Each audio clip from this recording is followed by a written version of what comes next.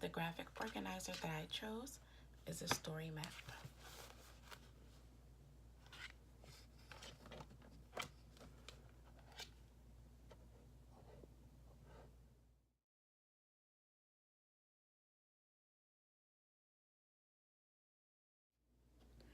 Story maps are generally used to help students analyze and or write about a story.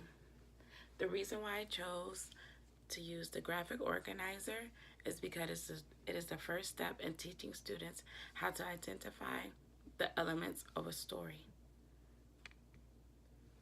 I think it is appropriate to use in an early childhood classroom because the story maps are usually the first way young children learn how to analyze a story.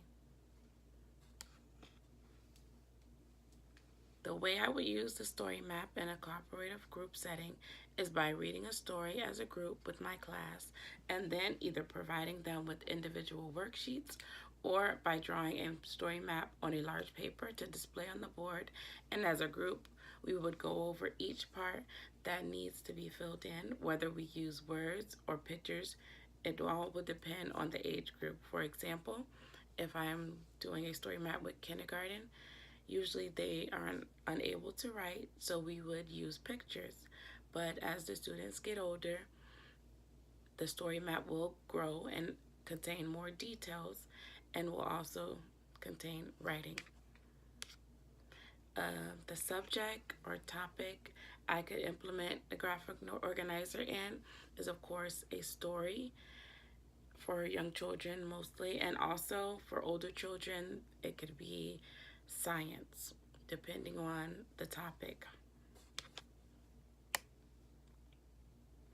The way that I would have students work with the graphic organizers is to fill out the story map based on what needs to be filled in.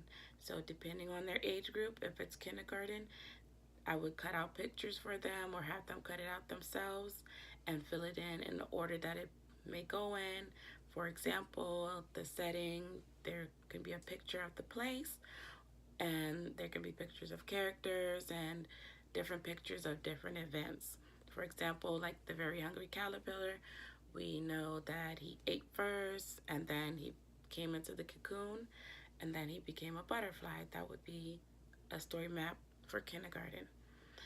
And the way I would facilitate the process, I would work as a class to teach my students how to use the story map and then put them in groups.